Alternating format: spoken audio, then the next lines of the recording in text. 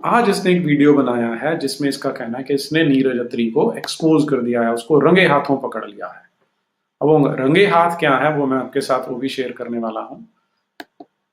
मेरा और तुफेल जी का एक डिस्कशन हुआ था जिसमें हमने कुरान की एक आयत बताई थी।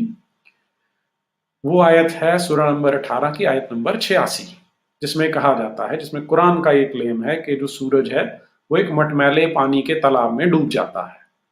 तो उसको एक कैसे ट्विस्ट करते हैं उस पर मैं आऊंगा। इंडियन थिंग्स जी आपने जो लिखा है, हाँ ठीक है, लेकिन अभी मेरा आपसे निवेदन है थोड़ी देर प्रश्न मत पूछिए, बाद में पूछ लीजिएगा, मैं अपनी बात पहले समाप्त कर देता हूं। तो इसके अब इसने किया क्या है, वो वीडियो में से क्लिप्स निकाल के ऐसे प्रेजेंट करने की कोशिश की कि नीरज अत्री झूठ बोल रहा है, जबकि कुरान तो ऐसी कोई बात करती ही नहीं कि जो सूरज है वो मटमैले तालाब में डूबता है। तो मैं आपके साथ वो शेयर कर रहा हूं, जरा देखिए। उसको बयान किया। अब इस वाले ट्रांसलेशन में कोई मसला नहीं था, तो इसने सोचा ये तो गड़बड़ हो गई, मुझे तो यहाँ ऑब्जेक्शन करना था, तो इसने खट से दूसरा जो ट्रांसलेशन है वो चूज किया। अब देखिए आप इसको। ये अहमद रजा खान साहब हमारे जो बरेलवी सेक्ट वाले हैं। To the extent then when he reached the setting place of the sun, कि जब उस जगह पहुंचा जहां पर सूरज अस्त होता है, he found it setting in a muddy spring. Found it setting in a muddy spring. तो he found, ये भी उनका परसेप्शन है जुल्करनैन का, क्योंकि जैसे मैं अगर कहूं कि I find, तो पहले कह रहा है he found जो है परसेप्शन है। अब इनकी नीचता अगर हमने यहां से समझनी हो तो इसको मैं एग्जाम्पल देके बताता हूं कि ये मेरे हाथ में रिमोट है, कहीं खो गया था, तो I found the remote on the table. Found the remote यानी मैंने इसको टेबल पे पड़ा पाया। ये यहाँ पर परसेप्शन नहीं आती है, कोई ऐसा आभास नहीं हो रहा है। जब फाउंड आएगा तो उसका अर्थ होगा कि मैंने उसे वहां पर पाया। कोई परसेप्शन नहीं है, कोई धोखा नहीं है, लेकिन ये इनकी चाल है। ये जो इनका वो आइडियोलॉजिकल बाप है जाकिर नाइक, वो भी यही चीटिंग करता रहा है और मैंने उसको 2 वीडियोस में एक्सपोज किया है। एक शायद 3-4 साल पहले मैं अपने स्टूडेंट्स के साथ बैठा था, वहां एक्सपोज किया हुआ, मेरी प्लेलिस्ट में आपको मिल जाएगा वो। तो उसे मैं तफसील से उसको करते हैं चर्चा, लेकिन अभी सुनिए। फूल, तो इसका मतलब ये तो नहीं होगा कि नीरज अत्री फौरन ये कहेगा हाँ जी मैं फूल हूँ, हाँ जी मैं बेवकूफ हूँ। तो ये मेरा परसेप्शन है नीरज अत्री के बारे में, लेकिन इसका मतलब ये तो नहीं हुआ कि नीरज अत्री फौरन इस बात का एतराफ कर लेगा, ये रियलिटी बन जाएगी कि ऐसा ही होता होगा। तो कुरान ने दरअसल जुल्करनैन का परसेप्शन बयान किया है कि उनको कैसा लग रहा था। तो ये जो इसने दूसरा ट्रांसलेशन चुना, यहां पर भी इसका मसला हल नहीं हुआ। लेकिन तो जुल्करनैन का परसेप्शन बताया गया है कि सूरज वहां डूब नहीं रहा था, उसे लगा कि सूरज डूब रहा था। अब ये जुल्करनैन कुरान के अंदर ऐसा माना जाता है कि अलेक्जेंडर को कहा जाता है, चलिए किसी को भी कहा जा रहा हो, ऐसा गधा हमारी किसी किताब में नहीं मिलता जिसको परसेप्शन हो रहा हो कि सूरज जो है तालाब में डूब गया। लेकिन एनीवे उसे छोड़ देते हैं क्योंकि कई बार इसका भ्रम हो सकता है। आगे सुनिए। इसने देखिए इसको इंटरप्रेट कैसे किया। तो यहाँ बिल्कुल क्लियर है कि जुल्करनैन या अलेक्जेंडर जो है वो जा रहा था, वो पश्चिम की दिशा में था और उस जगह पहुंच गया जहां पे सूरज डूबता है। तो उसने देखा कि सूरज एक तालाब में डूब रहा है और वहां उसके पास में बहुत सारे उस जगह पे लोग भी रहते हैं। उसने देखा कि सूरज एक तालाब में डूब रहा है, हालांकि कुरान में ये कहीं नहीं लिखा हुआ कि उसने देखा कि सूरज एक तालाब में डूब रहा है। कुरान में जो लिखा हुआ है वो ये कि उसको ऐसा लगा। कुरान में लफ्ज रआ नहीं है। असल में मसला ये है कि जो क्रिटिसिज्म है वो ट्रांसलेशन के ऊपर है। कुरान का जो एक्चुअल टेक्स्ट है अरबी, उस पर तो क्रिटिसिज्म हुई नहीं। आप ट्रांसलेशन को बुनियाद बनाकर क्रिटिसिज्म कर रहे हैं, वो भी गलत। कुरान के अल्फाज है वजदहा तगरुबु, उनको ऐसा लगा कि सूरज गुरूब हो रहा था। वजदहा का तर्जुमा कहीं भी ये नहीं आएगा, पूरी डिक्शनरी उठाकर देख लीजिए कि उन्होंने देखा कि सूरज गुरूब हो रहा था। तो अब इसको आप इंपोस्टर नहीं कहेंगे तो क्या कहेंगे? बस इतना ही काफी था। अगर एक आदमी एक जगह भी धोखा देते हुए साबित हो जाए तो फिर उसकी बाकी बातों पर कैसे आप एतमाद कर सकते हैं? भक्तों जागो।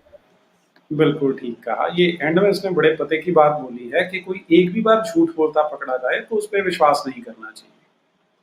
तो पहले तो इसने कहा कि डिक्शनरी में देख लीजिए कि वजह का अर्थ क्या होता है, और जो इनका बाप है जाकिर नाइक, उसने भी कहा हुआ है, if you look up in the dictionary also the word वजह means it appeared to Zulqarnain.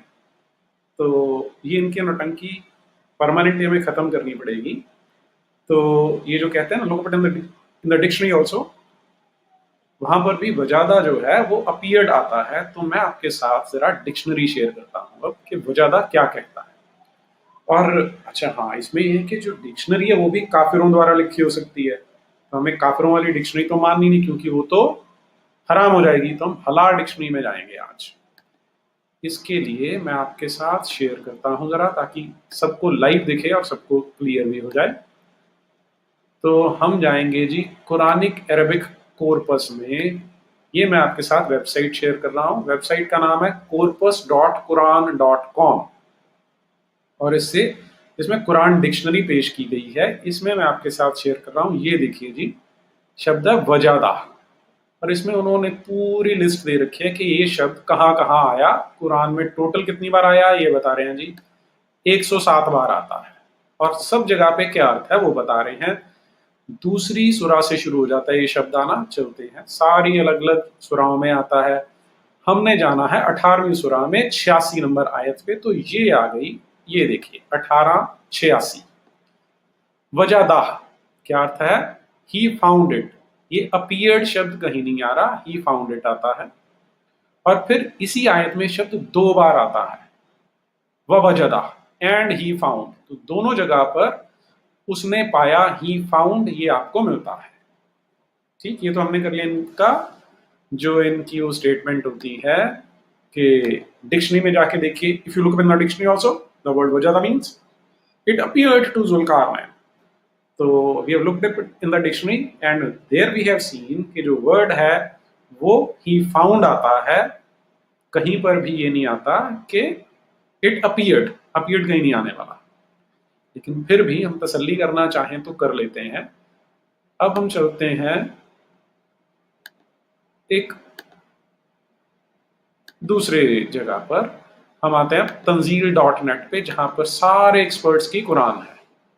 और ये मैंने उस दिन पढ़ी थी, जिसको ये उठा के ज्यादा स्मार्ट बनने की, शाना बनने की कोशिश कर रहा है। तो आज मैं काम करता हूं, यहां से हम सारे एक्सपर्ट निकालते हैं। ये इंग्लिश यहां से शुरू हो रही है और अल्फाबेटिकल है, अहमद अली से शुरू होती है इंग्लिश, और यहां यूसुफ अली तक आके खत्म होती है। अहमद अली क्या बता रहा है? Till he reach the point of the setting sun, वो वहां पहुंचा जहां सूरज डूबता है। And saw it set behind a muddy lake. यहां पर ही फाउंड भी नहीं कह रहे, he saw it set behind a muddy lake कह रहे हैं। And near it found a people. तो एक तालाब में जाके डूबा, उसने देखा कि वो तालाब में जाके डूबा और वहां पर कुछ लोग रह रहे थे।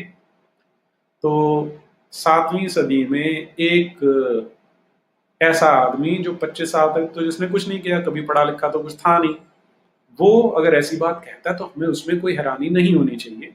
और उसी का तर्जुमा जो है अहमद अली साहब ने करके दिखाया है। फिर अहमद अली के नीचे आते हैं सईद अहमद रजा खान साहब। To the extent that when he reached the setting place of the sun, यहां भी फाउंड नहीं है, वो पहुंच गया वहां पर, कहां पर? जहां सेटिंग प्लेस ऑफ द सन है। ध्यान दीजिए, कहीं भी अपीयर्ड जैसा कोई शब्द नहीं आ रहा इसमें। He found it setting in a muddy spring and found a nation there, और वहां पर उसने लोग देखे। तो क्या क्या हुआ जी? इसको ट्रांसलेट करेंगे तो रीच्ड यानी पहुंचा, कहां पहुंचा? सेटिंग प्लेस ऑफ द सन, जहां सूरज डूबता है वो वहां पहुंचा। और उसने ये पाया कि वो एक मटमैले पानी के तालाब में डूब रहा था। चलिए आगे चलते हैं। आरबरी साहब क्या बोलते हैं? Until when he reached the setting of the sun, जहां सन सूरज डूबता वो वहां पहुंचा। He found it setting in a muddy spring, तो उसने उसको तालाब में डूबते हुए पाया। ऐसे ही असद साहब आएंगे। When he came to the setting of the sun, it appeared to him that it was setting in a dark turbid sea. अब यहां पर इसने appeared डाल दिया है असद ने, तो एक आधा तो ऐसा भी आया। दरियाबादी साहब आते हैं। Until when he reached the setting place of the sun, जहां सूरज डूबता है वो वहां पहुंचा। He perceived it setting in a miry spring, अब इसने भी थोड़ी सी शब्दों से खेल कर लिया है। हिलाली एंड खान पे आइए। Until when he reached the setting place of sun, he found it setting in a spring of black muddy water. तो आप शुरू से लेके एंड तक चलेंगे, सारे यही बोल रहे हैं कि वो वहां पहुंचता है जहां पर सूरज डूबता है, और वहां पर उसने 2 चीजें देखी हैं। सूरज तालाब में डूब रहा है और वहां पर लोग हैं। अब ये 2 वाला हमारे लिए क्यों इंपॉर्टेंट है, मैं उस पे आता हूं। हाँ, इसमें हम एक काम करते हैं, यहां पर इसकी ट्रांसलिटरेशन भी दी गई है, तो हम उस पे चलते हैं, या ट्रांसलिटरेशन को भी छोड़ दें। यहां इसमें आप अगर ये अरबी देखेंगे तो ये 2 जगह पे आ रहा है, एक ये रहा वजदा और एक ये रहा वजदा। इन दोनों का अर्थ आपने ढूंढना है, वो मैं पहले ही आपको look up in the dictionary also, dictionary से दिखा चुका हूं। अब अगर आप इन दोनों को चुन के गूगल ट्रांसलेट में डालेंगे तो देखिए वो क्या बताता है। ये मैंने इसको कॉपी किया और अब मैं गूगल ट्रांसलेट में चलते हैं। चलिए जी, यहां से इसको मैंने रिमूव किया।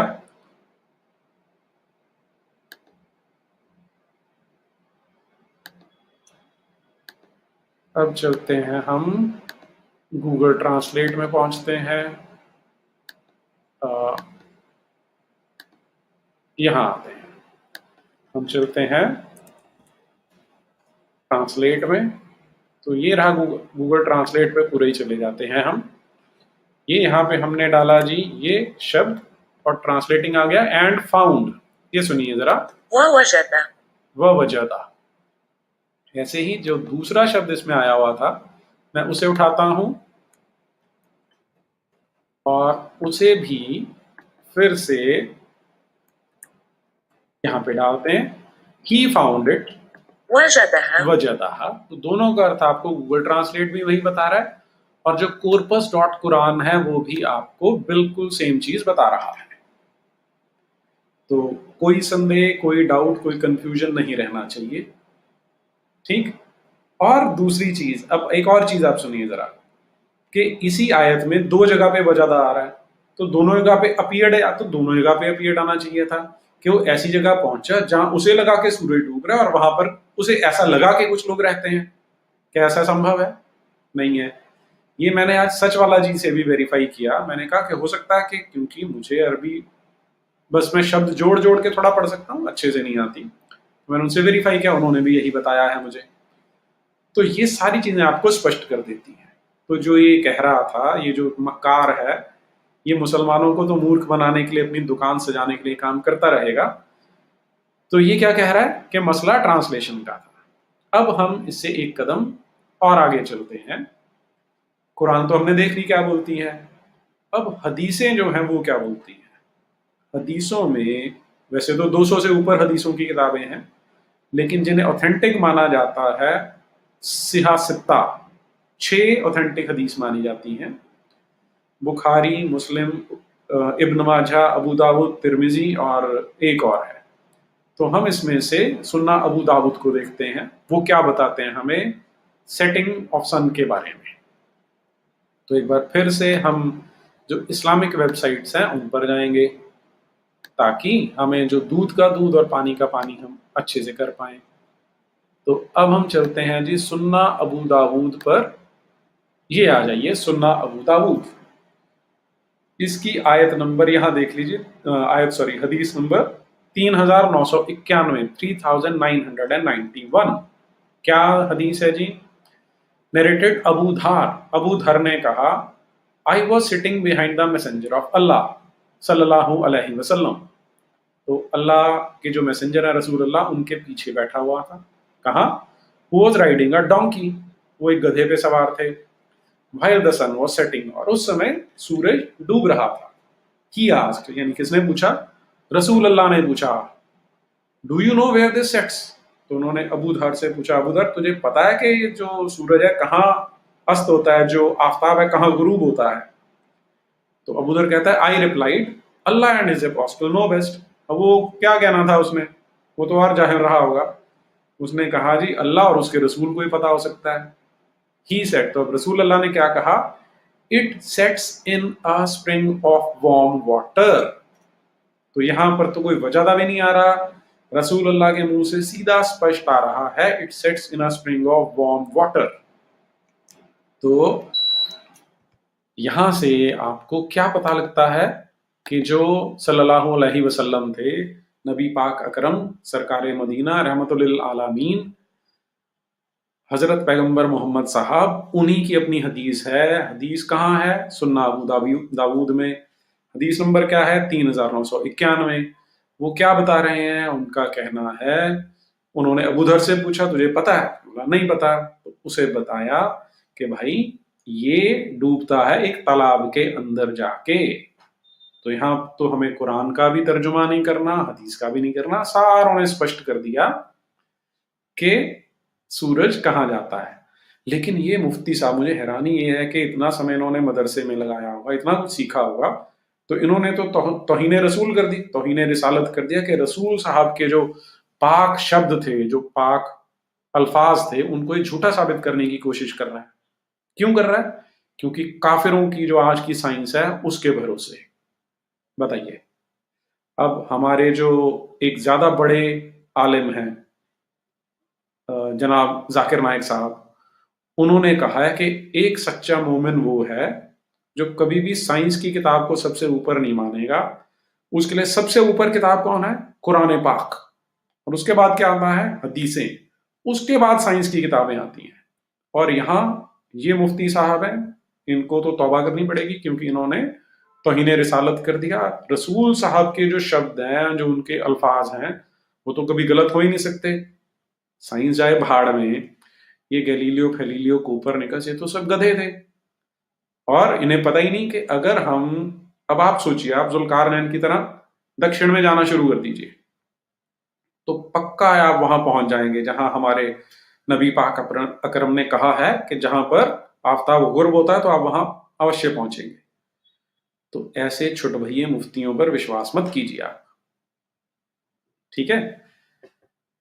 नहीं तो आप दीन से हिल जाएंगे।